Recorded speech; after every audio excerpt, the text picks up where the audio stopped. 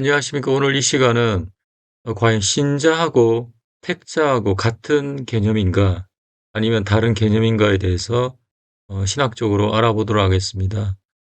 우선 제목은 각연적 신자와 작정적 택자의 가치론적 괴리, 어, 칼빈주의 구원론의 내재적 긴장 분석과 웨슬리안적 응답이라는 제목입니다.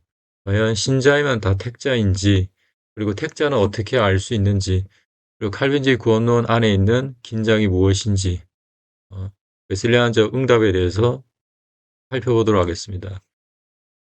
우선 첫 번째 서론은 대중적 칼빈주의의 신학적 사상, 그리고 두 번째는 존재론적 층이 각연적 신자와 작정적 택자의 분리, 그 다음에 칼빈주의 내부의 균열, 일시적 신앙의 인신홍조 충격, 네 번째 견인교리 역설과 사후 확정성, 다섯 번째 구원의 확신의 변천, 실존적 3단 논법과 내성의 감옥, 여섯 번째 역사적 징검다리 후기 정통주의에서 웨슬리안으로의 유기적 이행, 그리고 일곱 번째 변증법적 전환 웨슬리안 구원론의 주석적 신학적 필연성, 여덟 번째 현대 대중 장로교의 구원론적 변질과 혼종성, 결론 아홉 번째 개혁주의 구원론의 종말론적 아포리아와 웨슬리안적 이행,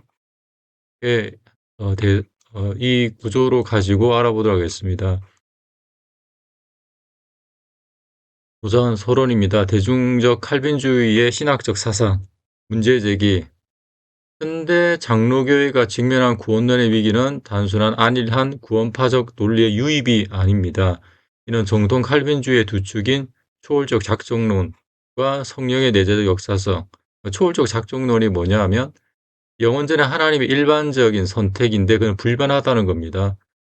그때 선택했으면 지금 아무리 사람이 믿고 싶어도 믿을 수가 없는 것입니다. 그때 선택하기로 했으면 지금 안 믿고 싶어도 안 믿을 수가 없는 것입니다. 성령의 내재적 역사성, 시공간 속에서 신자가 평생에 걸쳐 이뤄가는 성화의 과정입니다. 한마디로 말해서 영원전에 작정했던 그 사람은 반드시 성화라는 것이 나타나야 되고, 영원전에 작정하지 않았던 사람은 아무리 믿고자 해도 성화가 안 된다는 뜻입니다. 구조적 긴장을 근데 그걸 거세해버렸다.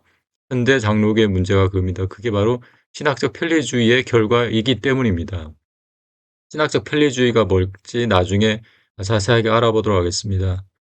이 학문적 질문, 인간 주체는 시공간의 한계 내에서 타자의 눈에 보이는 신앙을 통해 하나님의 영원한 선택을 종말론적으로 확정할 수 있는가 하는 점입니다.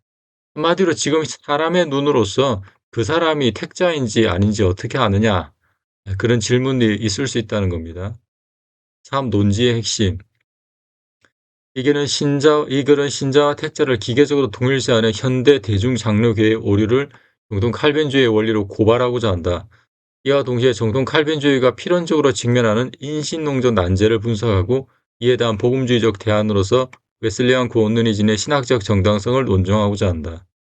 여기는 나눕니다. 정통 칼빈주의하고 현대 대중장로교하고 다릅니다. 지금 장로교 신학자들이 얘기하는 거는 현대 대중장로교입니다. 정통 칼빈주의를 얘기하는 사람은 별로 없습니다. 근데 현대 대중장로교는 신자와 택자를 동일시하고 있습니다. 이게 정통 칼빈주의하고 다르다. 그리고 그러면 정통 칼빈주의는 옳으냐? 정통 칼빈주의 안에서도 필연적으로 직면한 인신론적 난제가 있습니다. 그걸 어떻게 웨슬리안 구원론이 풀어가는지 논증하고자 합니다. 이 존재론적 층이 각연적 신자와 작정적 택자의 분리, 1. 존재론적 이원성. 첫 번째 신자. 신자는 무엇이냐? 역사적이고 시공간적 영역 내에서 외적인 신앙 고백과 성례를 통해 눈에 보이는 각연교에 진입한 주체. 예수를 믿는다고 신앙 고백을 하고 세례를 받고 그래서 보이는 우리 일반적인 교회에 등록한 사람들을 말합니다. 두 번째 택자. 창세전 초월적 영역 안에서 하나님의 불변하시는 신적 작정에 의해 선택된 눈에 보이지 않는 불가경 교회 지체. 택자는 창세전에 하나님께서 예정하신 선택하신 명부가 있다는 겁니다. 하나님의 작정에 의해 리스트가 있다. 근데 그거는 보이지 않습니다. 하나님의 나라에 하나님의 보좌에서만 그걸 알 수 있습니다. 이렇게 칼빈주의에서는 나눈다는 겁니다. 신자와 택자는 나누어진다. 이 인신론조 단절.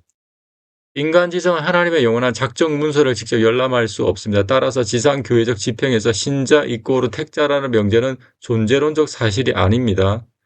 예수 믿는다고 고백하더라도 택자라는 거는 말이 안 된다는 얘기입니다. 칼빈주의 안에서 그걸 얘기를 하고 있습니다.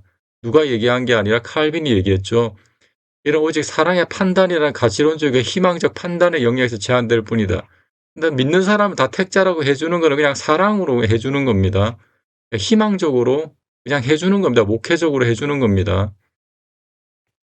세 번째, 칼빈주의 내부의 균열, 일시적 신앙의 인신홍조 충격. 1. 텍스트적 입증.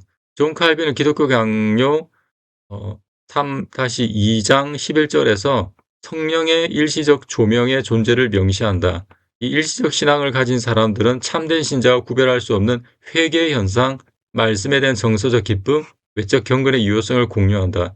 심지어 이들에게는 자아주관적 확신마저 존재한다. 칼빈의 기독교 강요에 보면 성령의 일시적 조명에 의해서 일시적 신앙을 가진 자들이 있을 수 있다는 겁니다. 이 사람들의 특징이 뭐냐면 참된 신자와 구별할 수 없어요.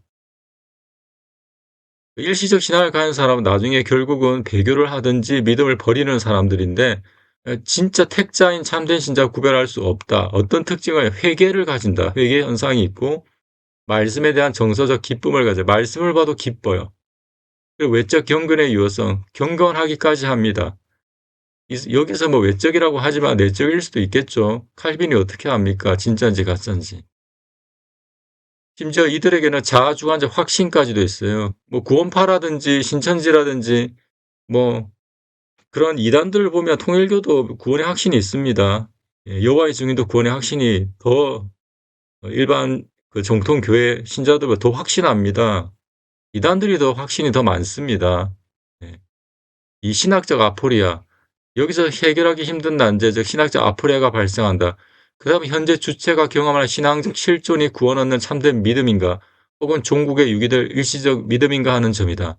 칼빈주의 체계는 현재적 시점에서 이를 변별할 내재적 기준을 제공하려 하지만 일시적 신앙 교리를 수용하는 한 현재의 확신은 미래의 유기를 원리적으로 배제할 수 없다. 따라서 참된 믿음과 일시적 믿음의 최종적 구분은 결국 종말론적 심판의 시점까지 유보된다.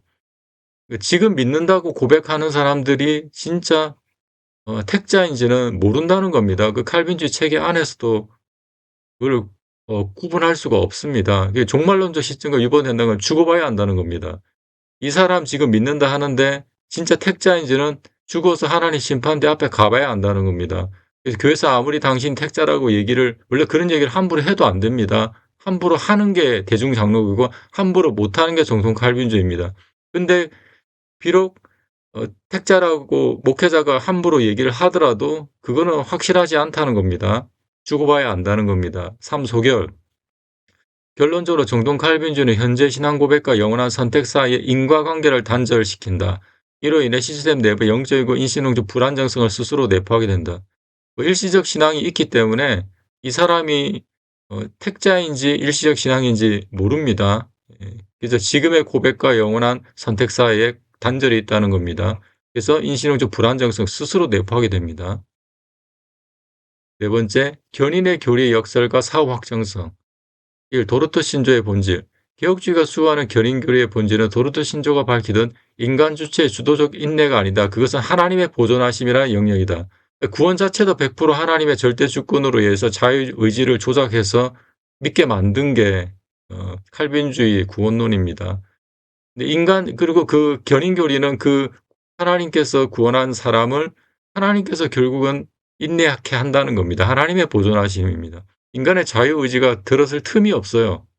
그냥 하나님을 믿는 것도 하나님이 100% 하셨고 그 사람이 끝까지 배신하지 않고 구원 얻게 하는 것도 그냥 하나님이 했기 때문에 하나님이 다 책임지는 겁니다. 그러고 나서 하나님이 나중에 심판한다는 거죠. 인간의 책임이 없고 하나님 책임이다. 지옥에 가는 것도 하나님 책임이고 천국 가는 것도 하나님 책임이고 죄를 지은 것도 하나님 책임이고 죄를 안 지은 것도 하나님 책임이다. 근데 스스로 인간에게 책임을 묻는다. 이게 논리적 모순이고 오류라는 겁니다. 이 형식 논리적 역설, 여기서 형식 논리적 역설이 발생한다. 1. 대전제. 모든 택자는 반드시 최종적으로 인내한다. 칼빈주의 안에서의 대전제입니다. 모든 택자는 반드시 인내하게 돼 있다. 이건 성립한다. 그러나 이 명제에 여긴 현재 믿음의 인내를 하는 자는 반드시 택자라는 명제는 성립하지 않는다. 일시적 신앙인의 존재를 거부할 수 없기 때문이다. 그렇죠. 지금 믿음의 인내를 하고 있는 자가 나중에 배신할 수 있기 때문에 지금 반드시 택자라고 할 수 없는 것이죠. 예. 왜냐하면 일시적 신앙인이 있기 때문에. 3. 종말론적 연기. 결국 카민주의 체제에서 견인은 언제나 사후 확정적이다. 역사의 종말과 경주의 완수라는 미래적 시점에서만 과거의 선택이 소극적으로 증명될 뿐이다. 그러니까 한마디로 칼빈주의 체제 안에서는 지금 믿는다는 사람이 택자인지는 죽어봐야 안다는 겁니다. 그래서 아무도 몰라요. 나중에 이제 죽어서 심판대 앞에 증명될 뿐이다. 아, 당신은 택자였군요. 근데 이 땅의 지상의 교회에서 택자라고 얘기했던 사람이 나중에 배교를 하거나 타락해서 천국 이제 심판대 앞에 섰는데 하나님께서 그 사람은 가라지라고 가짜라고 얘기하면 사변주의 신학자들은 이렇게 얘기해요. 아, 당신은 결국 비택자였군요. 그렇게 된다는 거죠. 5. 구원의 확신의 변천. 실천적 3단 논법과 내성의 감옥. 1. 역사적 이행. 칼빈이 제시한 그리스도 중심적 확신은 신앙 주체가 자신의 상태를 어떻게 인식하고 확정할 것인가에 대한 실천적 기준을 충분히 제공하지 못했다. 이게 뭐냐? 그리스도 중심적 확신이 뭐냐? 그러니까 나의 어떤 사람에게 확신이 있는데 그건 자신의 열매나 성화나 경험이 아니라 하나님 그리스도의 약속과 의와 복음을 바라보는 것입니다. 그럼 성도들은 얘기하겠죠? 나 그리스도를 바라보는데 지금 제가 바라보고 있는 이 믿음이 진짜인지 어떻게 압니까? 라고 물어요, 다시. 믿음이 있긴 한데 그리스도를 바라보는 믿음이 있는데 그게 진짜인지 어쩐지 가짜인지 어떻게 합니까? 물으면 그때 이제 청교도들이 그냥 그리스도를 바라보라는 말로로 말만 가지고는 현장의 질문을 해결하기 어렵다 느꼈습니다. 그래서 회개, 중생, 성화, 은혜의 표지, 징표를 체계화하기 시작했습니다.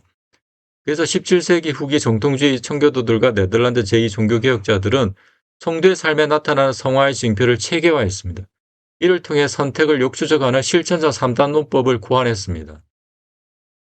물론 후기 정통주의가 오직 실천적 3단 논법만을 강조한 것은 아닙니다. 이들은 성령의 직접적인 내적 증거 역시 구원의 확신의 중요한 근거로 인정했습니다. 그러나 일시적 신앙 교리를 유지하는 한 실제 목회 현장에서는 성령의 내적 증거보다 성화의 징표를 통한 검증이 점차 강조될 수밖에 없었습니다. 왜냐하면 가짜 신자들도 일시적 신자들도 일시적 신앙 교리를 의하면은 자기 확신이 있다는 거죠. 그래서 성령의 내적 확신이라는 게 진짜 성령의 내적 확신인지 자기의 확신인지 몰라요. 그래서 겉으로 드러난 성화의 징표를 더 중시할 수밖에 없게 되었다는 겁니다. 그래서 두 요소 사이의 균형을 추구했음에도 확신의 중심 무게는 점차 자기 점검과 열매의 검증으로 이동하게 됐습니다. 그래서 성령의 내적 증거보다는 열매, 성화의 열매를 더 중시하게 됐습니다. 2. 내재적 모순. 1. 구조. 그러나 이 구조는 내재적 모순을 가집니다. 참된 택자는 거룩한 열매를 맺는다. 근데 내게 열매가 있다. 고로 나는 택자다. 비판. 이 방식은 필연적으로 주체를 주관적 내성의 감옥에 가둡니다. 내가 맺은 열매가 참된 성화의 열매인가 위선자의 일시적 외식인가라는 질문이 꼬리를 물면서 율법주의적 불안의 무한루프를 유발하기 때문입니다. 그렇죠? 그리고 내 믿음이 가짜일 수도 있다. 내 삶의 열매를 보니까 왔다 갔다 한다. 그게 불안한 거죠. 예. 그래서 계속 무한루프가 된다는 겁니다. 그래서 율법주의적으로 흐를 수밖에 없죠. 그래서 내가 하나님의 완벽한 율법 기준이 하나님의 완벽한 율법이기 때문에 아무리 열심히 신앙생활해도 늘 기준에 미달한다는 정죄감에 시달리죠. 내가 오늘 기도조차도 안 했는데 택자가 맞을까? 이런 죄를 지었는데 버림받은 게 아닐까라는 불안의 종로로 타게 된다는 겁니다. 5. 역사신학적 징검다리 후기 정통주의에서 웨슬리안으로의 유기적 이행. 1. 교리적 유산의 연속성. 역사적 칼빈주의 정점인 청교도들과 제2종교개혁자들이 메마른 교리적 지성주의, 차가운 정통주의에 반대하며 주장했던 신앙이 있다. 바로 체험적 경건, 마음의 종교, 성화에 대한 치열한 강조이다. 이는 신학적 단절이 아니다. 이는 훗날 18세기 대륙의 경건주의와 존 웨슬리 감리교 운동에 대한 운동의 결정적 신학적 영향 자양분을 공포한 모태가 되었다. 청교도들이 왜 이런 걸 했냐? 그때 당시에 교리적 지성주의였습니다. 살아있는 믿음이 아니라 그냥 교리적인 동의, 그래서 정적주의. 그래서 많이 타락했었고 반율법주의적 행태가 많이 나타났습니다. 그게 청교도들과 제2종교개혁자들이 우리 살아있는 믿음을 추구하자. 체험적 경건과 성화, 마음의 종교, 치열한 강조가 있었습니다. 그게 그 18세기 대륙의 경건주의와 존 웨슬리 감리교 운동의 자양분이 되었습니다. 이 칼빈주의적 갈망의 웨슬리안적 교화. 존 웨슬리는 청교도들의 영적 서적들을 깊이 탐독하며 성화의 신학을 흡수했습니다.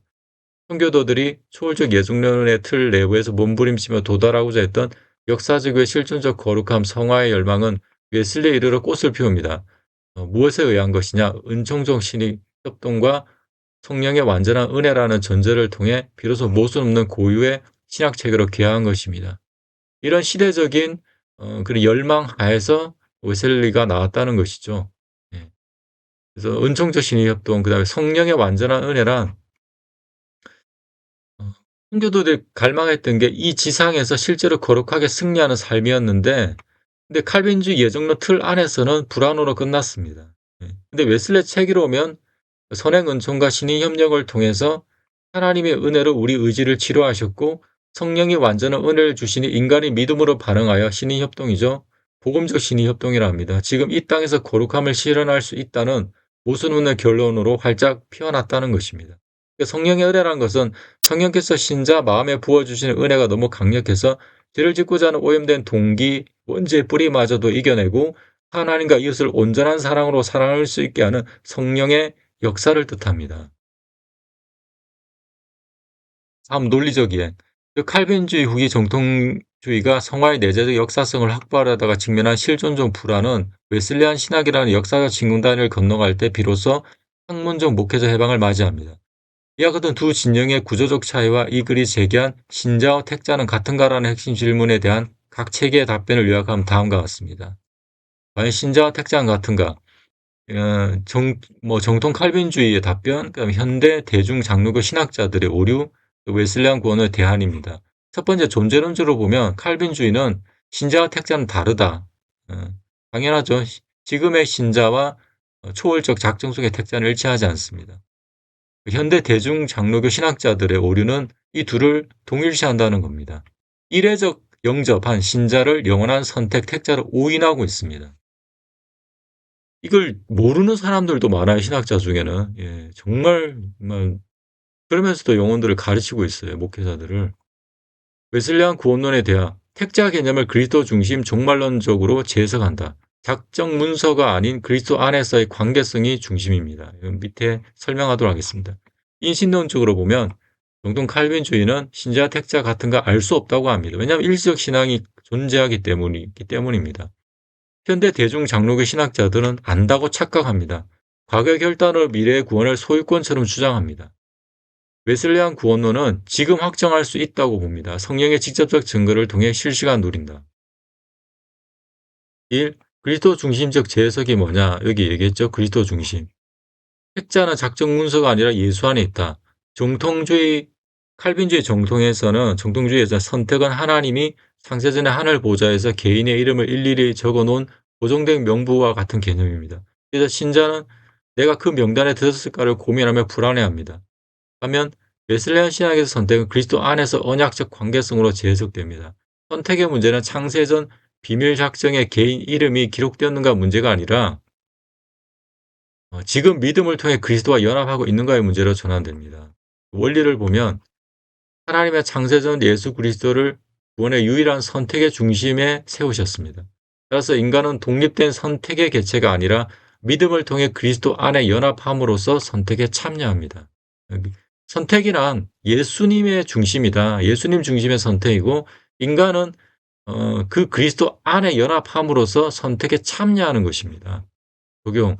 따라서 인간 개개인이 택자가 되는 방법이 뭐냐? 간단하다. 하늘의 명단을 뒤지는 것이 아니라 믿음으로 그리스도 안에 끝까지 연합하는 것입니다. 즉 선택은 탈역사적인 어떤 비밀 문서에 내 이름이 있느냐의 문제가 아니라 내가 지금 유일한 선택자, 이신 예수 그리스도와 인격적 관계를 맺고 동행하고 있는가라는 관계성으로 택자 개념을 바꾼 것이 바로 그리스도 중심적 재해석입니다. 그리스도가 구원의 유일한 선택적 중심이고 우리는 믿음으로 그분 안에 끝까지 연합하는 게 우리의 택자에 속하는 것이다. 그 말입니다. 두 번째, 종말론적 재해석. 과거에 고정된 것이 아니라 미래를 향해 열려 있다. 칼빈주의 예정은 과거 창세전에 이미 100% 완결된 고정된 사건입니다. 그래서 시공간을 살아가는 인간의 반응에 따라 이 명단이 바뀔 수 없습니다. 믿고 싶어도 믿을 수 없고 안 믿으려고 해도 안 믿을 수 없는 것이다. 그거죠, 칼빈주의는. 그러나 웨슬리안에서 예정과 선택은 종말, 미래를 향해 역동적으로 열려있는 과정입니다. 원리 하나님은 그리스도 안에 공동체를 구원하시기로 작정하셨습니다. 하나님의 작정은 그리스도 안에 있는 공동체를 구원하기로 작정하셨다. 인간은 선행 은총에 반응해서 성령께서 주신 하나님의 선행 은총에 반응해서 그 공동체 안에 들어오거나 믿음과 성화죠. 스스로 거부하여 나갈 수 있습니다. 적용. 구원은 따놓은 당상이 아니라 과거에 따놓은 당상이 아니라 종말에 완성될 나라를 향해 성령과 함께 걸어나 현재 진행형의 사건입니다. 즉 보이지도 않는 하나님의 작정 문서를 뒤지고 불안해할 것이 아니라 지금 우리가 할 수 있는 믿음의 최선을 다하자는 거죠. 따라서 종말론적 재해석이란 구원의 지평을 과거에 박제된 결정에서 최종 종말을 향해 은혜 속에서 책임있게 반응하며 완수해가는 역동적인 여정으로 전환했음을 의미합니다. 네. 최종 종말을 향해 은혜 속에서 책임있게 반응하며 완수해가는 역동적인 여정이다. 요약. 그래서 신자와 택자는 같은가? 이 재해석을 바탕으로 질문에 답하면 다음과 같습니다. 지금 신실하게 믿고 있는 신자, 지금 신실하게 믿고 있는 신자가 곧 지금의 택자입니다. 칼빈주의처럼 현재 신앙 고백과 영원한 선택 사이의 원리적 구분을 설정할 필요가 없다. 웨슬리안 지평에서는 지금 그리스도 안에 연합하여 성령의 은혜를 누리고 있는 신자라면 그 사람이 바로 그리스도 안에서 선택받은 택자입니다. 작정 문서라는 인지용적 공백을 지워버리고 지금 여기에서 실존적 실제로 구원의 자리로 옮겨놓은 선언이 바로 이 재해석의 본질입니다. 7. 변증법적 전환.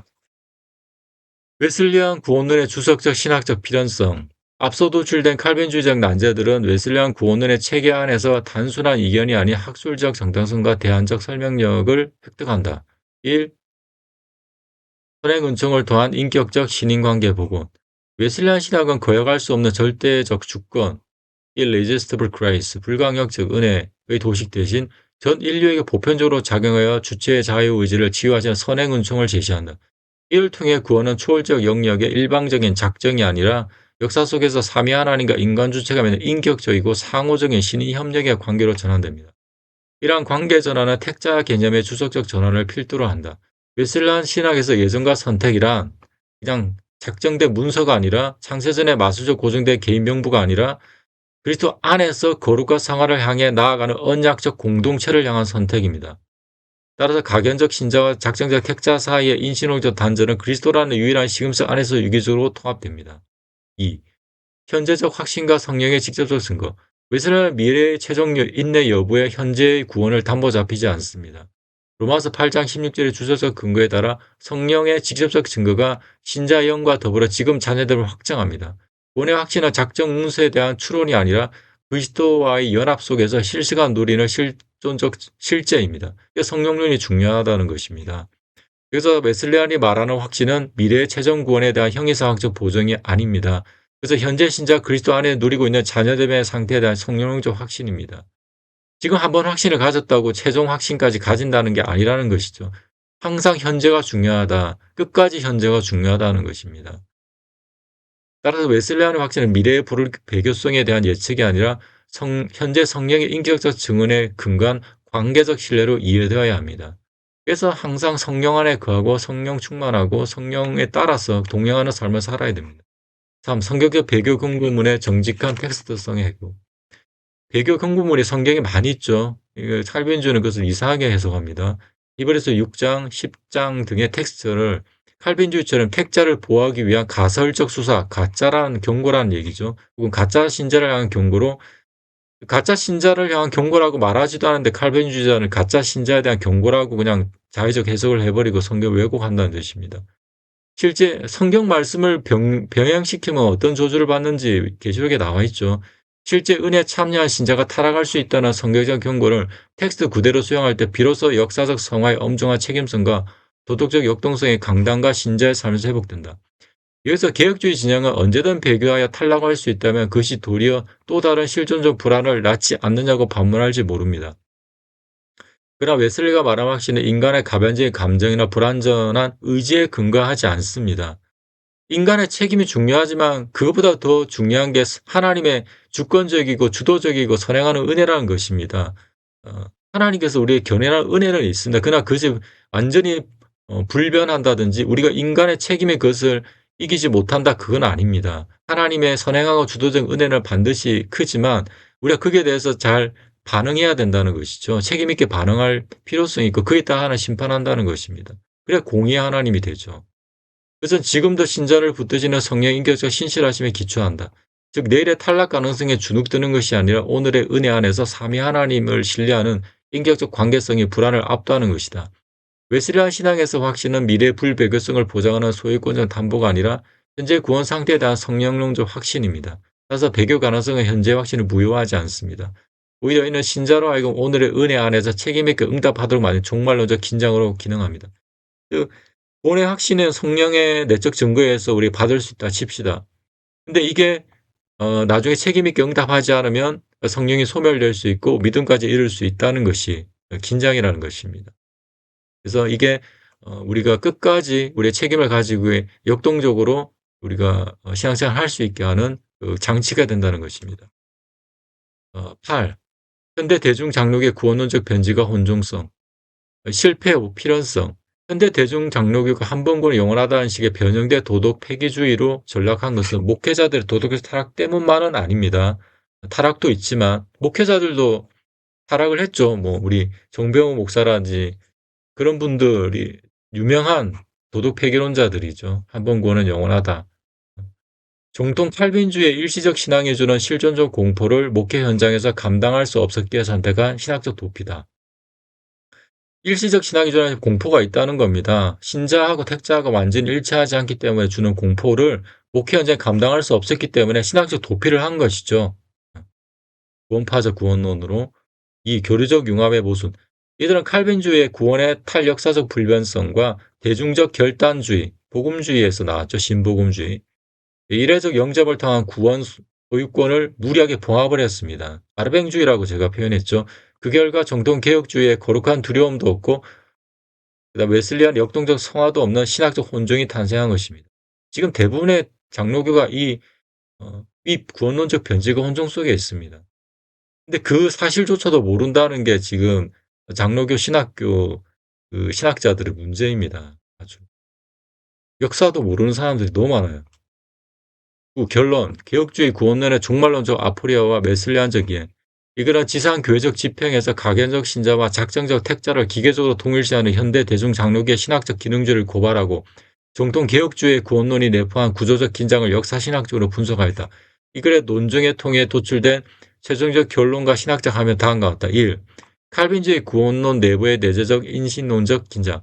정통 칼빈주의는 초월적 작정론을 수호하기 위해 가경교회와 불가경교회를 원리적으로 구분했다. 이는 필연적으로 일시적 신앙이라는 인신론적 불확실성을 체계내 잔존시켰다. 현재 시점에서의 주체 신앙 고백이 구원하는 참된 믿음인지 종국의 유기들 일시적 조명인지 변별할 수 없다. 이 내재적 난제는 칼빈주의 구원론이 지닌 구조적 긴장의 실체다.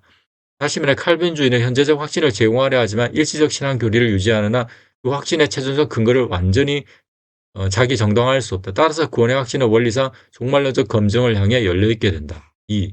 후기 정통주의의 퓨리타니즘의 실천적 고투와 한계를 밝힘. 17세기 후기 정통주의 내부에서 전개된 영국의 청교도 네덜란드 제2종교개혁은 정통교리의 지성주의적 고착을 극복하기 위해 성화와 구원의 확신의 영역에서 치열하게 실험했다. 그러나 이들이 구하낸 실전적 3단원법은 구원의 확신을 주관적 성화의 열매를 통한 역추적에 의존하게 만들었다. 결과 신자는 끊임없는 내성과 율법주의적 불안의 감옥에 가두는 체계적 한계를 노출했다. 3. 경건주의와 웨슬리안 전통으로의 역사 신학적 연속성의 확인. 청교도들이 초월적 예술의 틀 안에 내부에서 몸부림치며 도달하고자 했던 역사적 실존적 거룩함 성화와 체험적 경건에 대한 열망과 신학적 탄재를 겪지 않았다. 이런 18세기 대륙의 경건주의와 존 웨슬리 감리교 운동으로 유기적으로 개성되었으며 웨슬리는 청교도 유산을 흡수하 이를 독백적 결정론이 아닌 성령론 중심의 새로운 신학적 지평으로 재해석했다. 자, 칼빈주의 난제에 대한 웨슬리안 구원론의 학술적 설명연을 논증함. 웨슬리안 구원론을 거역할 수 없는 절대 주권의 도식 대신 선행 은총과 은총적 신의 협동을 제시함으로써 칼빈주의가 남겨둔 인신론적 공백을 배운다. 미래 최종 인내 여부에 현재 구원을 저당 잡히지 않고 성령의 직접적 증거를 통해 현재의 확신을 제공하는 웨슬리안 신학은 성경의 배교 경고문을 텍스트 그대로 수용한다. 그러면서도 신자의 역사적 성화에 엄중한 책임성과 도덕적 역동성을 부여하는 강력한 신학적 설명을 띈다. 5. 현대 복음주의 구원론의 재구자를 위한 제언을 담음. 따라서 현대 복음주의 교회와 목회자들은 소모적이고 추상적 예정론대 신인 협동론의 교리적 진영 논리를 넘어서야 한다. 성도가 역사 속에서 살아내야 될 성화, 오늘 누려야 될 구원의 확신의 문제를 본질적으로 재검토해야 한다. 중동 개혁주의 엄밀한 논리가 도달한 최종적 한계선은 구원론이 초월적 작정의 영역이 아닌 역사 속 성령의 역동적 통치로 전환되어야 함을 역설적으로 증명한다. 예전에 닫힌 시스템을 넘어 후기 정통주의가 그토록 갈망했던 인격적 은혜와 성화의 실체를 온전히 체계화한 웨슬리안적 지평을 진지하게 검토하는 것이야말로 현대 대중교회의 구원론적 타락을 치료할 신학적 목회적 필요한 대안이다. 긴 시간 들어주셔서 감사합니다.